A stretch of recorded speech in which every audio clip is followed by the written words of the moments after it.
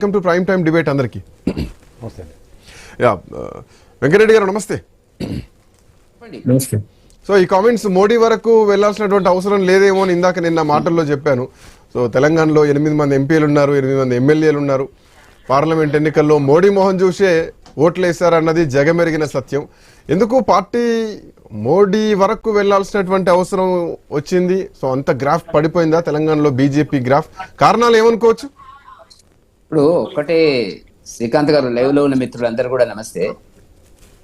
మీరు ఏదైతే చర్చ పెట్టారో మోదీ గారు ఏమన్నారు, ఎవరితో అన్నారు, దానికి ఆధారం ఏంది, ప్రూఫ్ ఏమన్నా ఉందా అనేటువంటి చర్చ నా వరకైతే లేదు.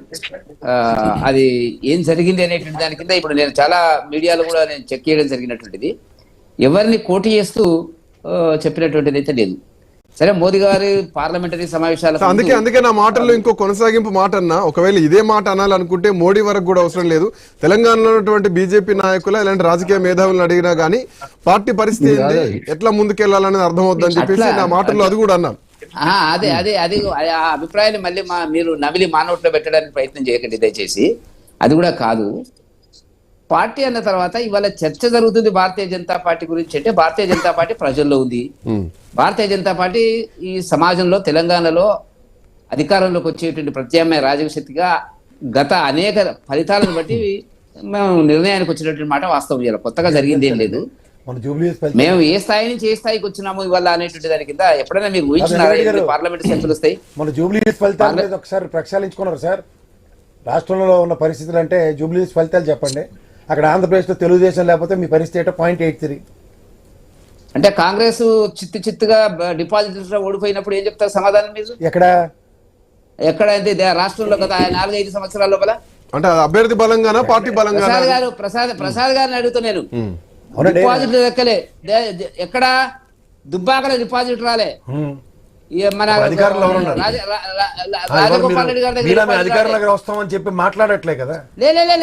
లే ప్రతి పార్టీకి ఒడిదొడుకులు ఉంటే ఉండవచ్చు కానీ జీవితాంతం ఒడిదుడుకులు తెలంగాణ మధ్యలో మాట్లాడే ప్రసాద్ గారు దయచేసి మీరు మాట్లాడితే మీరు డిస్కషన్ లో ఉంటే నేను విత్డ్రా అర్థం లేకుండా పర్థం లేకుండా మాట్లాడేటువంటి మేధావి నువ్వు అనుకుంటావేమో తప్పు. నీ క్లాస్ వీక్ నేను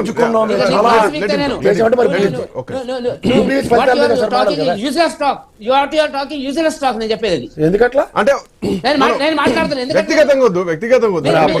కాంగ్రెస్ రానప్పుడు ఇక్కడ మీకు డిపాజిట్లు వచ్చాయా? Let him decide Congress or communist party or విశ్లేషకుడు లక్షణం ఒక్కటి కూడా లేదు ఆయనకు. చాలా సార్లు చూసానండి. ఇదే అడ్డం ఎందుకు వస్తున్నావు? నేను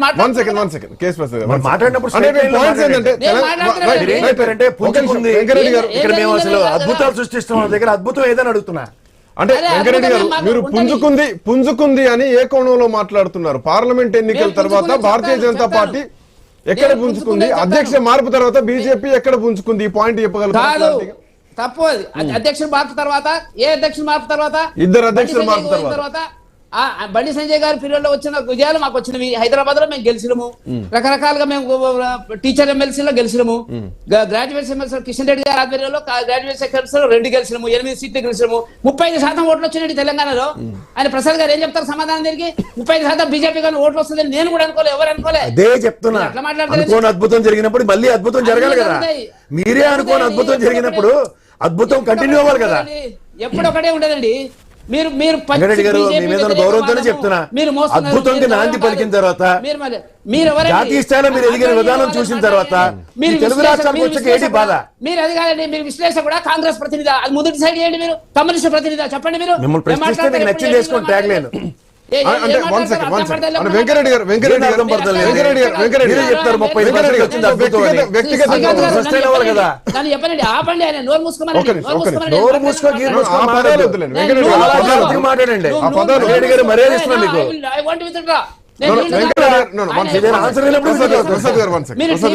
టీవీ చర్చలు వచ్చినప్పుడు ఎప్పుడు ఇదే సమస్య. వెంకరెడ్డి గారు ఆయన రేజ్ చేసిన పాయింట్ ఏంటంటే వెంకరెడ్డి గారు ఆయన రేజ్ చేసిన పాయింట్ ఏంటంటే మీరు ఇంకా పురోగతి చెందుతుంది, పార్టీ అభివృద్ధి చెందుతుంది, పార్టీ ప్రజల్లోకి వెళ్తుంది అంటే జూబ్లీహిల్స్ ఎన్నికల్లో ఎందుకు ఓటు బ్యాంక్ తగ్గింది, మరి డిపాజిట్ కోసం ఫైట్ చేయాల్సినటువంటి అవసరం ఏమొచ్చింది ఆయన అడిగిన ప్రశ్న. దీనికి తోడు ఏంటంటే భారతీయ జనతా పార్టీలో అందరూ ఏకతాటిపైగా లేనటువంటి పరిస్థితి, రాజ్యసభ ఎంపీగా ఉండి వాళ్లే ధర్నాలు చేసేటువంటి పరిస్థితి, బీసీ రిజర్వేషన్ల కోసం ఒక కట్టుబాటు మీద అందరూ ఏకతాటి మీదకి వచ్చి ఉద్యమం చేసేటువంటి పరిస్థితి ఉన్న అవకాశం ఉన్నా, కేంద్రం మెడలు వంచేటువంటి అవకాశం ఉన్నా, మోడీని కలిసేటువంటి అవకాశం ఉన్నా ఎందుకు ప్రయత్న లోపం జరిగింది అన్న పాయింట్ ఒకటి. ఇంకొకటి, ఇందులోనే ఎవరికి వారు యమునా తీర్ అన్నట్టుగా వ్యవహారం. ధర్మపురి అరవింద్ జూబ్లీహిల్స్ ఎన్నికల ప్రచారానికి రాడు, ఆయన సోషల్ మీడియాలో ఉండి ప్రచారం చేస్తారు. అక్కడున్న వాళ్ళకంటే నా ప్రచారమే బాగుంది, ఇంటింటికి రాలేకపోతున్నా కానీ ఇక్కడి నుంచే నేను చేస్తున్నా, వాళ్ళకంటే నేనే బాగా చేస్తున్నా అని చెప్పినటువంటి ప్రచారం.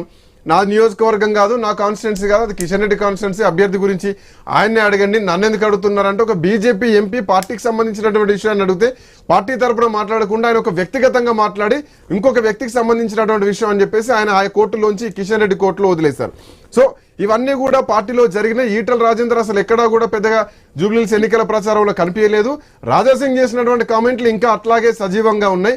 ఎస్, మా వాళ్ళు ప్యాకేజీలకు అలవాటు పడ్డారు, ఇక్కడ పార్టీ అధికారంలోకి రాకపోవడానికి మా దగ్గర ఉన్నటువంటి ఎమ్మెల్యే అభ్యర్థులే ప్యాకేజీలోకి పొంది ఆ రోజు కేసీఆర్ ఇచ్చినటువంటి ప్యాకేజ్ ఇవన్నీ అన్నమాట.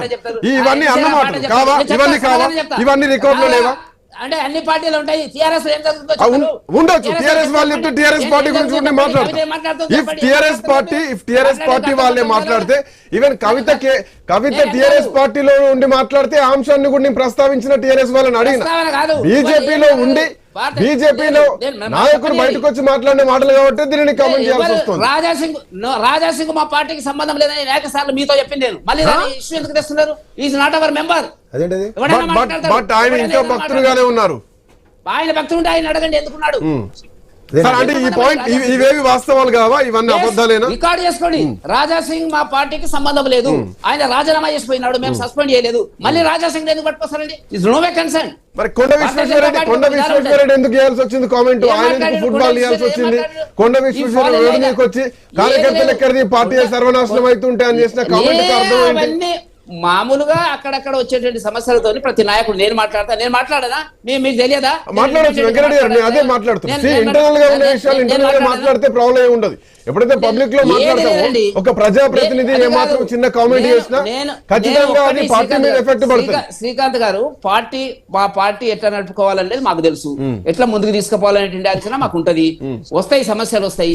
ఇలా ఇంత పెద్ద చర్చ జరుగుతుందంటే మేము అధికారంలో రావడానికి ఉండేటువంటి అతి దగ్గర సమీపంలో ఉన్నాం కాబట్టి, లేకపోతే మా మీద చర్చ మీరు ఎందుకు పెడతారండి?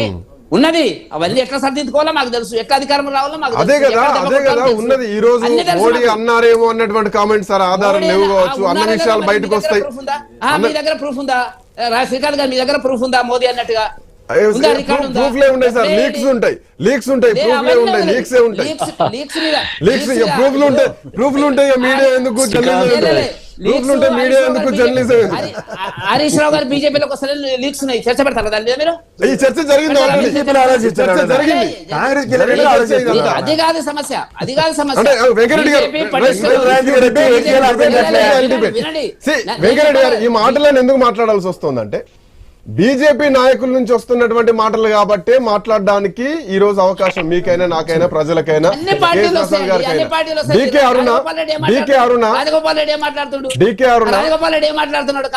రామచంద్రరావు అధ్యక్ష బాధ్యతలు తీసుకునే టైంలో డీకే అరుణ ఒక మాట అన్నారు, కొత్త పాత లాంటి సిద్ధాంతం లేకుండా అందరు కలుపుకోలుగా ఉండాలని చెప్పేసి. సో ఈ కొత్త పాత సిద్ధాంతం బీజేపీలో ఉందన్న విషయం కూడా బీజేపీ నాయకుల నుంచి కొత్త పాత సిద్ధాంతం అనేటువంటిది కాదు, అందరిని కలుపుకొని పోతారు, అట్లా ఏమి లేదు. ఇప్పుడు నేను కొత్తవాడిని, నాకుండే స్వాతంత్రం నాకున్నది, అక్కడ నాకు ఇచ్చే అవకాశాలు నాకు ఇచ్చినారు అక్కడ. అట్లా అనుకుంటే ఎట్లయితుందండి? కాదు, మేము ఒక్కటే కంపేర్ చేసుకుంటామంటే గతంలో మాకు ఉండేటువంటి స్థానాలన్నీ, గతంలో మాకు ఉండేటువంటి పర్సెంటేజ్ ఆఫ్ ఓట్లన్నీ, ఇవన్నీ దృష్టిలో పెట్టుకున్నప్పుడు బలంగా తెలంగాణలో భారతీయ జనతా పార్టీ మోదీ గారి నాయకత్వంలో ఎదుగుతుంది, ఎదిగి చూపిస్తాము. జరగబోయే ఏదో ఒక జూబ్లీహిల్స్ అనగానే అది ఉప ఎన్నిక, అదేదో 10 ఎన్నికలు అయిపోయినట్టుగా జూబ్లీహిల్స్ మేము ఒక్కనాడు ఒక్క కార్పొరేటర్ కూడా గెలవలేదండి. మేము చాలా బలహీనంగా ఉన్నాము, అది తెలుసు, నేను చెప్పినాం అనేక సందర్భాల్లో.